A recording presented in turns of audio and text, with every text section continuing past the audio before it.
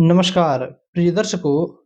इष्ट देवी देवता और कुल देवी देवता में अंतर पर हमने एक वीडियो बनाए थे कि इन दोनों में क्या अंतर होता है। तो उस पर प्रश्न आया कि गुरुजी, इष्ट देवी देवता कौन होते हैं?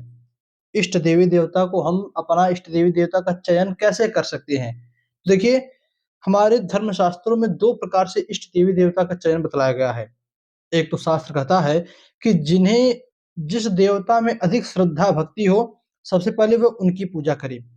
जिन्हें जिस देवता में अधिक श्रद्धा भक्ति हो, भाई कोई अधिक दुर्गा जी को मानता होगा, कोई लक्ष्मी जी को अधिक मानता होगा, कोई भगवान विष्णु को, कोई शंकर जी को, तो कोई हनुमान जी को, कोई बालाजी को, तो कोई काली मैया को बहुत अधिक मानता होगा और उनका जो है सेवा सत्कार, उनका पूजा पाठ बहुत अधिक करते होंगे।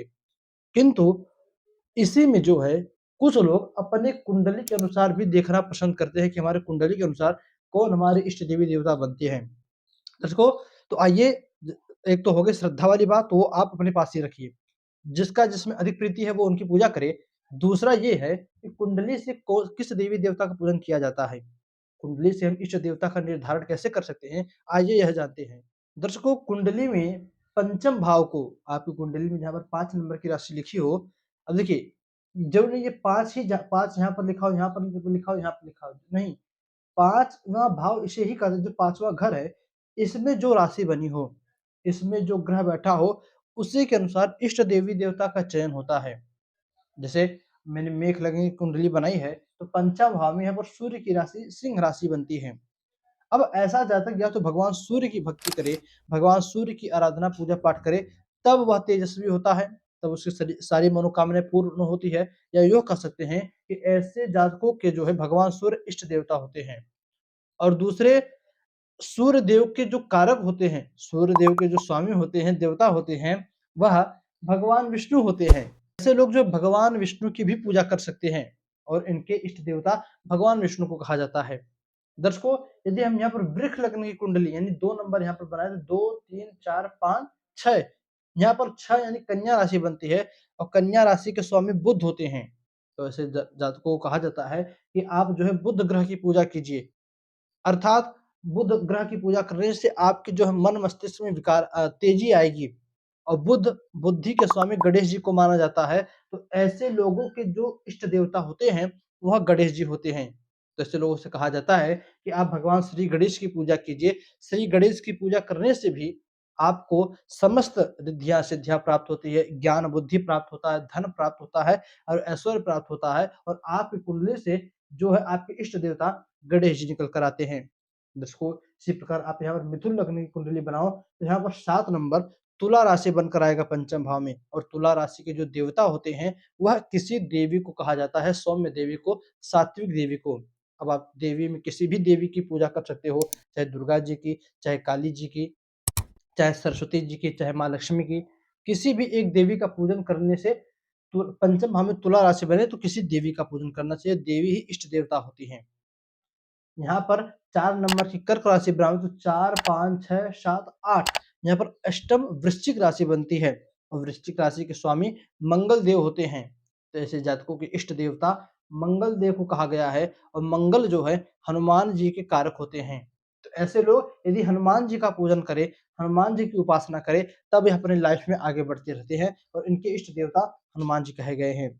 दर्शकों, सिंह राशि को केंद्र में रखे तो यहाँ पर धनु राशि बनती है, पंचम भाव में धनु राशि बनती है और धनु राशि के स्वामी देव गुरु बृहस्पति होते हैं। तो ऐसे लोगों को, जिनके कुंडली के पंचम भाव में धनु राशि बने, ऐसे लोगों को अपने गुरु की सेवा शुश्रूषा करने के लिए कहा जाता है। जब ये गुरु मंत्र लेते हैं तो ये अपने गुरु की ही उपासना अधिक करे।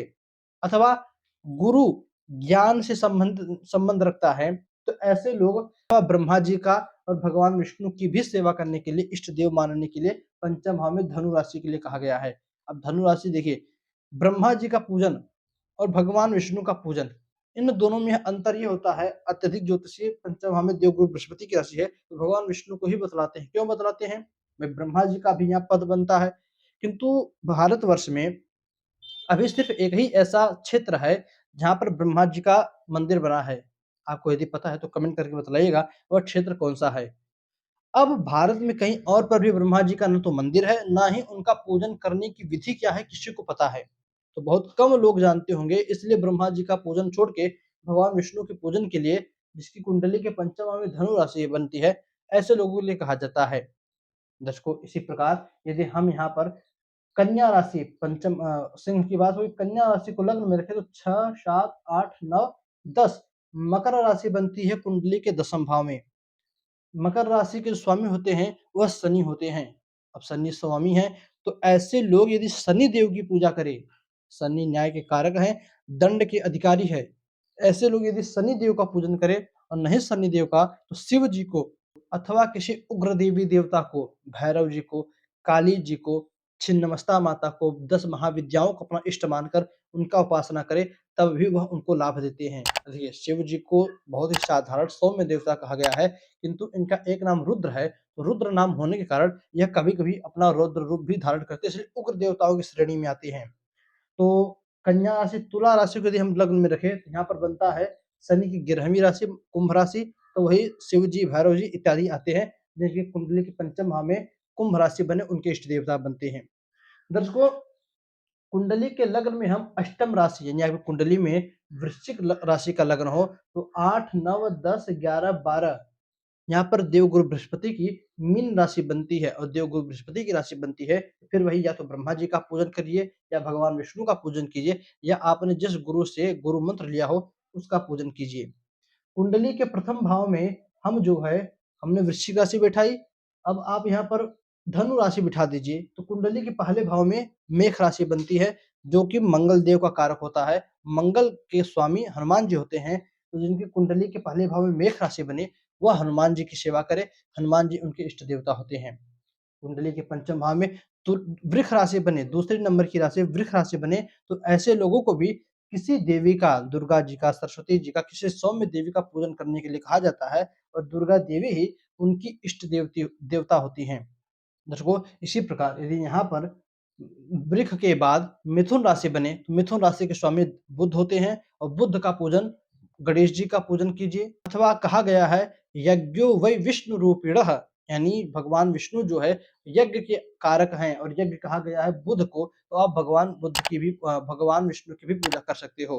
और इसी प्रकार यदि यहाँ पर चंद्रमा की कर्क राशि बने, कुंडली के पंचम भाव में 4 नंबर लिखा हो कर्क राशि बने, तब ऐसे जातकों को चंद्रमा ग्रह और भगवान शिव तथा माता सरस्वती का पूजन करने के लिए कहा जाता है, क्योंकि चतुर्थ राशि के जो स्वामी होते हैं चंद्रमा होते हैं।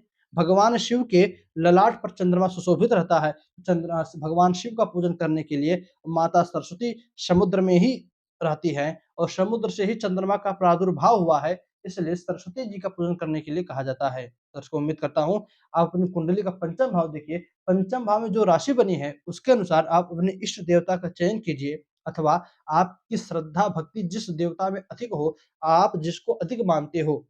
वैसे तो भाई सभी देवी देवता एक हैं, सभी देवता भगवान विष्णु से निकले हैं, और सभी देवी माता लक्ष्मी से। तो इसी प्रकार आप किसी भी एक देवता का चयन कर यदि सच्चे श्रद्धा और भक्ति से उनका पूजन करते हो, तो आपके सभी मनोकामनाएं पूर्ण होती है। दर्शकों, बस आज इतना ही, इजाज़त दीजिए हमें, पुनः आपसे मुलाकात होगी कल किसी नए वीडियो में नए टॉपिक के साथ। चलिए, तब तक के लिए नमस्कार।